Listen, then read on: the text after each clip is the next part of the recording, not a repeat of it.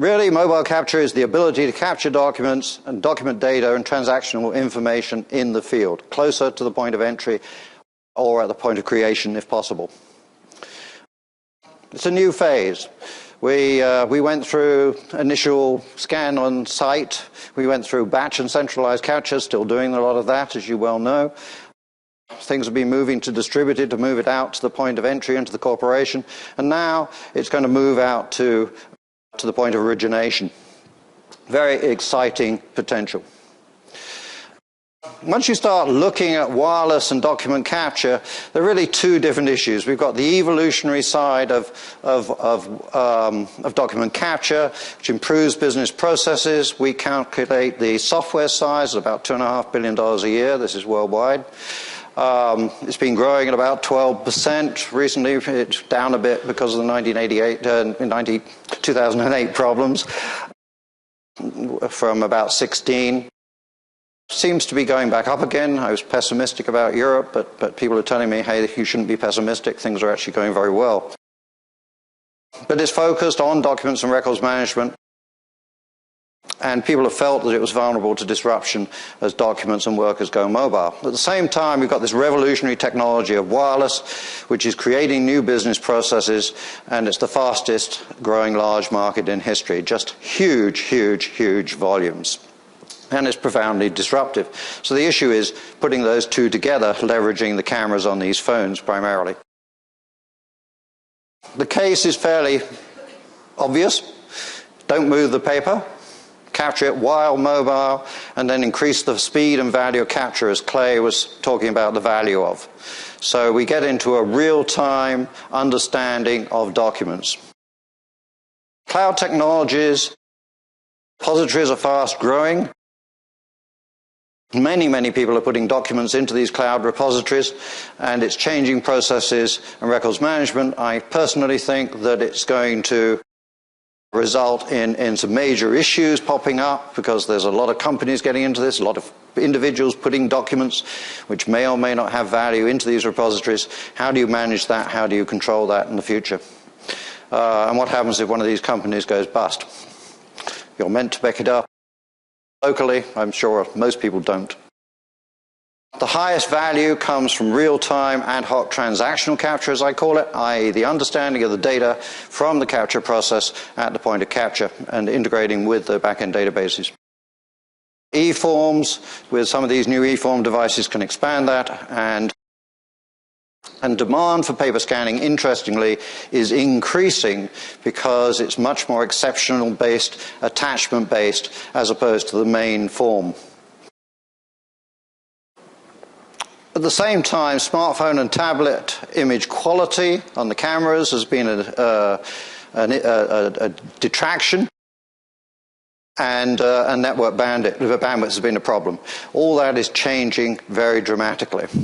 To take advantage of that, as Ted was saying, you've got to expect to change your infrastructure, change your processes to make it work. Looking at some case studies, last year we came up with home healthcare. We came up with what we called onboarding, a new application type of environments where people are arriving in your home, wanting to sign you up for new insurance or new investments, something like that. Real estate assessment or surveys. Field service, scan to cloud, transportation, expense reports, mobile RDC, i.e. check capture. We'll talk a little bit about each of these as we go through this. Overall, we think the capture software market in the US alone is going to be worth more than $1 billion by 2015. Many, many opportunities. We start with a simple scan to cloud, which is already generating a lot of need for scanning and interest. Been some problems early on, but I think those are now being resolved. There's 570 million free users forecasted for 2015, and then those pulling through value, people spending money to add value. But the bigger value is into things like check and payment capture. Ted talked about the take-up in USAA. It's driving new customers, and that's very key. Surveys, onboarding, new field service, expense management. The world of mobile really is multiple different devices. We may think in terms of cell phones, but actually we start with this thing. If you can see this, it's the Anoto pen. Switch it on, it comes alive, vibrates a little bit. We can't deal with that with imaging, but we can feel it. And what that does is track strokes on specially formatted paper which has dots in it. We have a gentleman from Anoto who can talk more about that if you like. And it assures me that I can throw it up and down and drop it and it won't impact on it at all. So it's robust enough to deal in a mobile environment. Secondly, being demonstrated outside, you may have seen this, the new Ricoh eQuil. This is basically a Kindle-like device. It's interactive and display forms. I think it's ideal for applications, such outdoor applications, particularly where an iPad is too shiny. Also, what do they call the e-paper? It doesn't, the battery lasts a lot longer in an environment. So for surveys and that type of situation seems an ideal. Also contains a camera where you can take pictures of damage, for instance, if it's an insurance claim, and has GPS information, and there's a version that has, it's wireless Wi-Fi, but there's a version that also has 3G in it. And furthermore, that comes pretty rugged too, and they tell me that I can drop that. So, and they claim it still works. Anyway, you know, mobile is a world of ruggedness. You don't expect people to treat these things gently. At the same time, we have mobile scanners. I don't know how many people have seen this thing, the Visioneer. I'm not going to drop it because John didn't say I could. But this has Wi-Fi integrated, and I can scan directly to my iPhone, I can scan directly to my iPad or to the cloud. Nice little device, easy to use, got a battery driven, so you don't have any USB plug-in or anything else. Iris of Belgium came up with a similar device, although no Wi-Fi.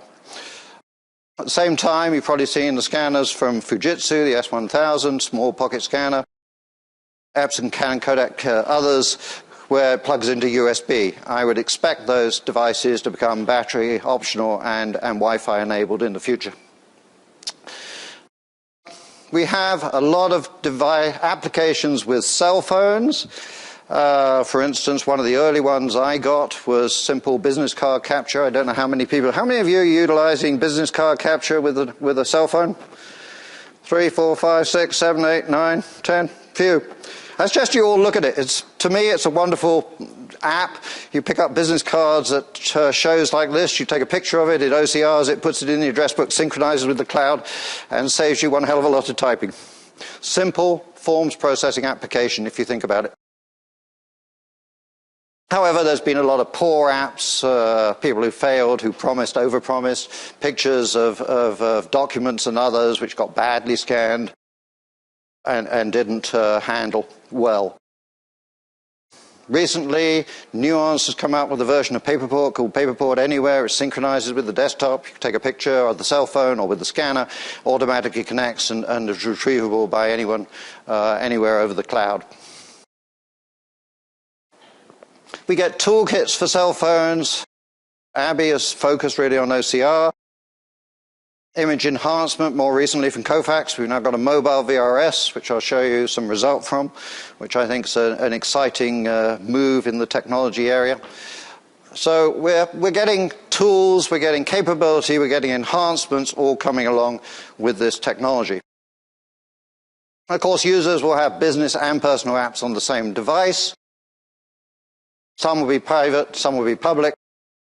Interestingly, tablets can be more business-oriented. So you take a device like this, and this is going to be dedicated to a business application. So you get better control over the data and what's going on with it. But in the case of a private-public environment, I think security becomes the key issue. There was a question about it this morning earlier.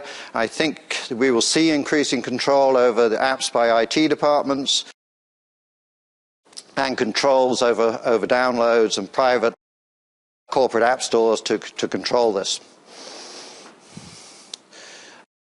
Some brief discussion on the verticals that we've been looking at and the opportunities in this space. The transportation industry.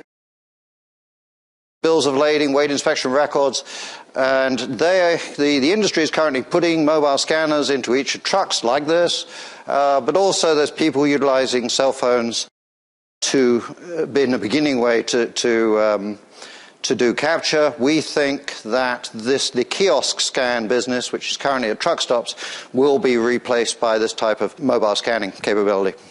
Onboarding new applications, some just to think about: residential real estate, new account, insurance, human resources. You can see the sorts of numbers of users we're talking about here and how much we believe that can generate.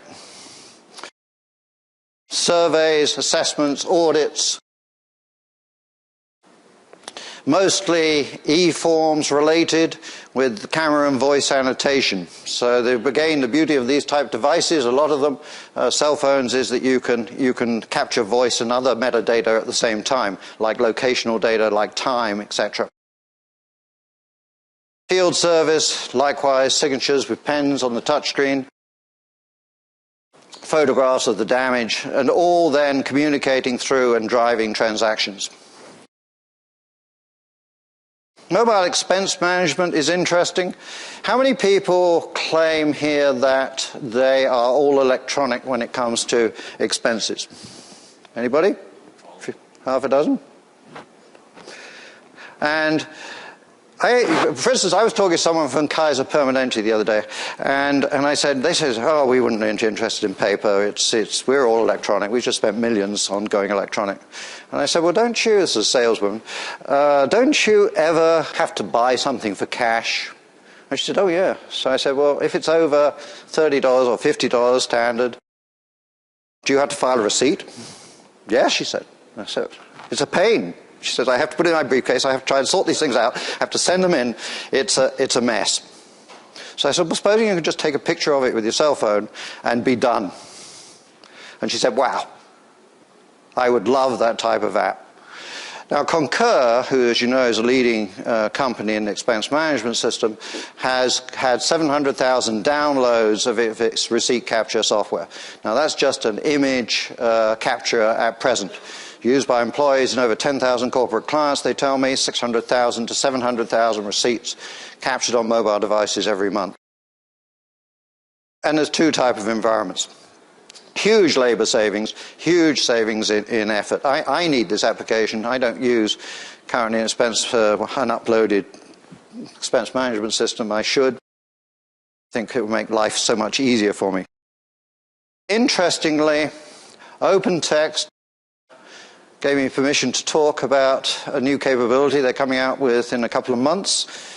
Integrated to the SAP expense management system, they are applying OCR to the receipt and then automatically populating the expense sheet and plugging into the expense management system. If you think about it, what you can do is start adding value in that environment. Maybe the credit card feed doesn't give you enough granularity to apply corporate rules on the expenses, so you can expand the capability through this. No more faxing in receipts, that's automatic. No more validation on a manual basis, you can save staff on that. And furthermore, expensive staff traveling like salespeople reduce effort and time. Big deal to me. But some of the problems have been with cell phone camera capabilities so far. So this has been holding back the industry. And some of the issues here have been resolution. 200 dpi is about 3.7 megapixels. The usage from the companies, the cell phone camera companies, has been mostly photographic, which is the need to mush together pixels as opposed to delineate things for an OCR environment. Lenses are often cheap and horrible, whereas glass will create a quality image.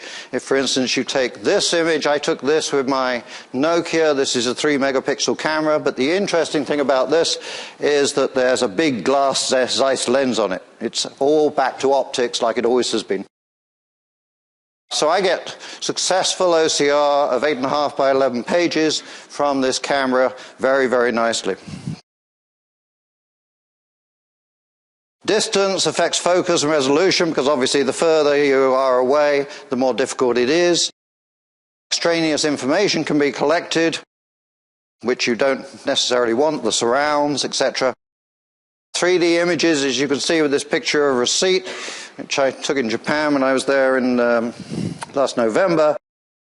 You can get shades and not only the extraneous information, but all sorts of other issues that you've got to try and deal with, even if you try to take a good picture of it. And bad lighting, as you can see with this chart, causes all sorts of problems when you try to start understanding the image. So the industry is starting, and you've only got multiple operating systems to have to deal with, which the vendors have to try to develop for. At the same time, we've got cameras on cell phones increasing exponentially. 5 is now pretty common. 8 is not that rare anymore. And 13, I even saw a 41 megapixel from Nokia just released. It's just less than $600. Interestingly, for capture purposes in OCR, you are best off with about the 5 to 8 megapixel, because once you start going beyond that, you get so much information that sorting it out starts to become difficult. There's also the question of processor power in order to clean up the image. Some of the processors aren't adequate, but now, for instance, Fujitsu released a quad-core cell phone this year in Barcelona, and that you're going to get sub-second image processing understanding within the camera. To give you an example of the sorts of issues, this came from Kofak's presentation last week, where we got a picture of a title from a car. You can see it in color. It wasn't too bad a picture at all. But then when you start to clean it up and bitonalize it for usage, you can see on the right-hand side that would be a typical ordinary binarization. And it's not very clear. Particularly if you look down the bottom right-hand side at the record number and information, it is almost completely obliterated. And to enlarge that, you can see that what they're proposing doing, and I believe they're expecting to issue a product come third quarter this year, extracts the information from that. So they call this VRS Mobile. Be great if it works as currently touted. The industry is improving quickly. The iPhone 4S, as you probably well know, enhanced the camera dramatically, and that helped us in this mobile capture environment. So just to give you an idea of where we're at today, I talked about ad hoc transaction being the value. You have seen a comment on mobile check capture. How many people are capturing checks on mobile devices? A few of you? It's interesting because I introduced this idea to Mytech, who's been the leader in this, about 3 years ago, and all the bankers at that stage were saying, you can't do that, you're not going to capture the MICA, the magnetic information at the bottom. And I said, well, that's rubbish, there's nothing in Check 21 that says you have to capture magnetic information. OCR will probably do a better job anyway. So I'd like to just introduce you to this video of mobile check capture. The fastest, easiest way to make a deposit. No more rushing off to your branch or ATM. With Mobile Deposit, you can use your smartphone or camera-equipped tablet to make your deposits quickly and securely. You can deposit checks on the go, from anywhere, at any time. It's easy. Endorse the check, enter the amount, and snap photos of each side of the check. Mobile Deposit does the rest. So, very simple. As I say, my children, when they saw this, that was cool, because my daughter, for instance, daughters receive the occasional check from auntie as a birthday present, and it usually sits in their apartment for about 3 months, or used to sit in apartments for 3 months before they went down to the bank and put it in. Now they can take a picture of it, and it's in the bank. But a lot of value-added applications, check cashing, all sorts of other environments where you can improve your business processes through that. If you start thinking of onboarding, where you are taking a check, if you, for instance, are an investment house, taking an initial deposit check and a form, being able to deposit somebody's check and get it working for them in the market there and then, very powerful marketing. Another environment, tax return processing from Intuit.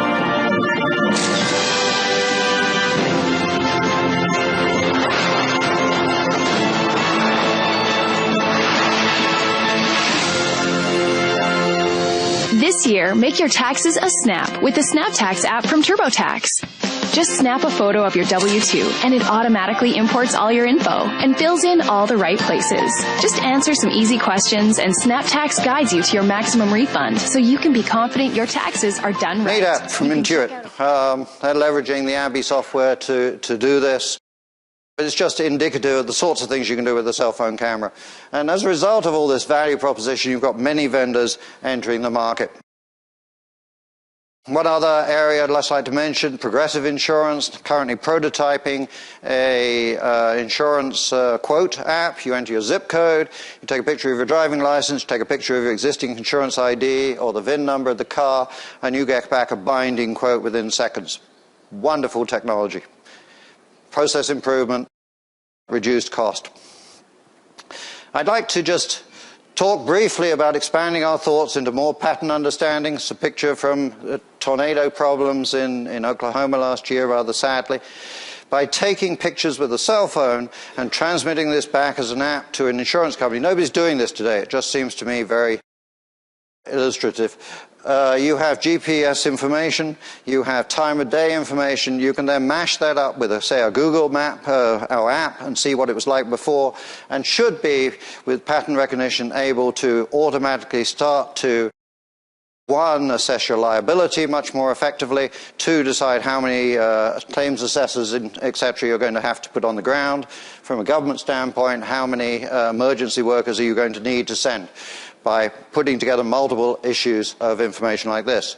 More simple one maybe is car accidents. Most car accidents are simple crunches. I think there is pattern recognition that can be adapted into an environment where we can start to auto-adjudicate a major part of those claims and only send it to a claims adjuster if it's more serious. So, the future in this environment is for cloudy mashups, leveraging image enhancement, forms processing, data extraction, image-based key entry with locational information, where it is, how involved it is, what time. Start to integrate voice. I think, for instance, on expense management, annotating with voice is an attractive additional feature that can be added. Stroke recognition improves handwriting recognition, signature authentication, etc. And then we drive that into multiple different application environments. And there's a variety of other technologies beginning to come on stream which I think are applicable to this. So that's basically mobile capture.